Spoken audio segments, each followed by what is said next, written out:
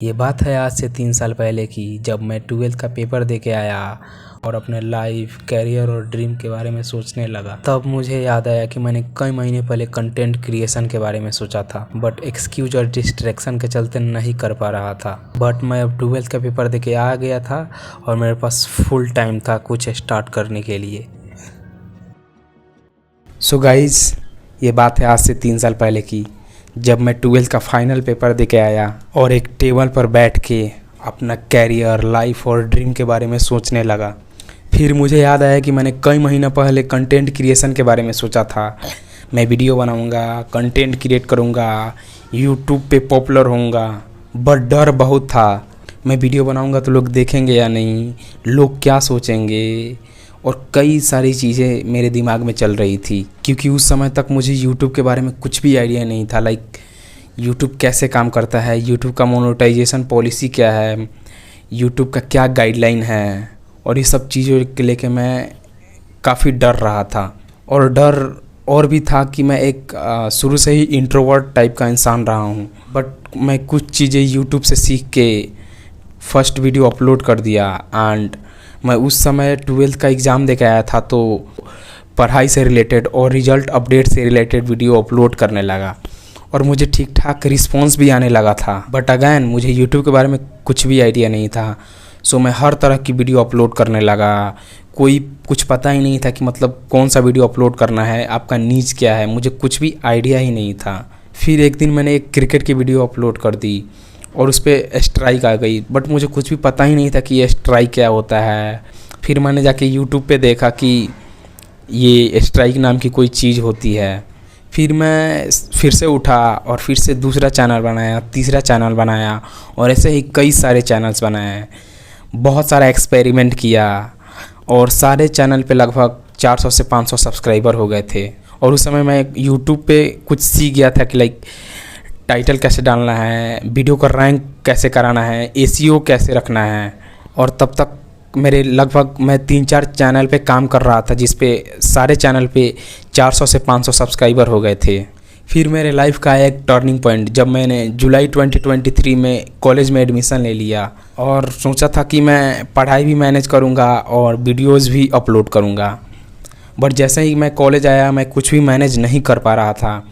मैं 2-3 video upload की, but वही हुआ, मैं मैनेज नहीं कर पा रहा था। मुझे कुछ भी आइडिया ही नहीं था कि मतलब कैसे टाइम को मैनेज करते हैं। मैंने कुछ वीडियो अपलोड की और फिर मेरा फिज़िकल हेल्थ ख़राब हो गया और मैं गांव चला गया।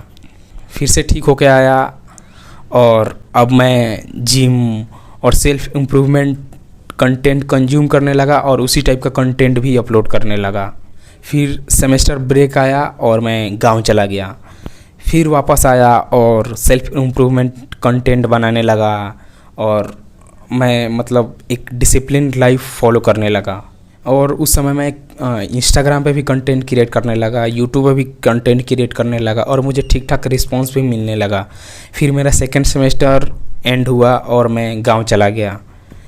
गांव भी जाकर मैं सेल्फ इम्प्रूवमेंट पे फुल फोकस किया और लाइक मेडिटेशन, वर्कआउट कंटिन्यू रखा घर पे भी जाके। फिर अगस्त 2024 में मेरा थर्ड सेमेस्टर स्टार्ट हुआ, तो मैं कॉलेज आ गया और फिर से सेल्फ इम्प्रूवमेंट कंटेंट क्रिएट करने लगा। सेल्फ इम्प्रूवमेंट ही मेरा नीच रहा। और उस समय मैंने 30 डेज 100 पुशअप का चैलेंज लिया था और उसमें कई सारी प्रॉब्लम्स आई, बट मैंने उसको सक्सेसफुली कंप्लीट किया। कई सारी दिक्कतें आई, मतलब मैं ऐसा प्रॉब्लम में ही फंसा रहा, फिजिकल हेल्थ, कई सारी चीज़ें हुई मेरे साथ। और मैं फिर से गांव गया, फिर से ठीक होके वापस आया। फिर मैं फोर्थ सेमेस्टर में आ गया था जनवरी 2025 में। फिर मैं आया और फिर से कंटेंट क्रिएट करना स्टार्ट किया, फिर से कंटेंट बनाने लगा, फिर से ठीक ठाक रिस्पॉन्स भी आने लगा। बट वही, इस बार मेरी मेंटल हेल्थ ख़राब हो गई। मुझे ओसीडी, इंट्रूसिव थॉट और कई मेंटल प्रॉब्लम हो गई। मुझे कुछ भी आइडिया नहीं था कि ये सब मेरे साथ क्या हो रहा है, क्यों हो रहा है। बट फिर भी मैं कंटेंट क्रिएट करता था और मतलब मुझे कुछ भी नहीं समझ पा रहा था कि मेरे साथ क्या हो रहा है। फिर मैं गांव चला गया और थेरेपीज़ वगैरह ली। लाइक मैं यूट्यूब से देखा कि एग थेरेपी, कई सारी थेरेपीज़ थी, मैंने यूट्यूब से देखी सुनी, और 90% इंट्रूसिव थॉट और ओसीटीज़ को मैंने मैनेज कर लिया। फिर मैं अभी आया हूँ और फिर से वही होप है कि अच्छा करूँगा, फिर से वही मतलब नेवर गिव अप वाला मेरा, और यही सब है और यही थी मेरी स्टोरी।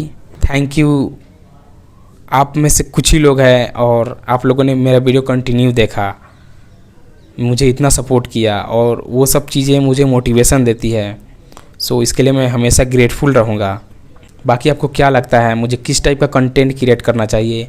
क्योंकि मैं सोच रहा हूँ कुछ like 30 days pushup challenge, like 30 days workout challenge, और कुछ मैं चैलेंज लूँ और फिर से एक नया जर्नी स्टार्ट करूँ।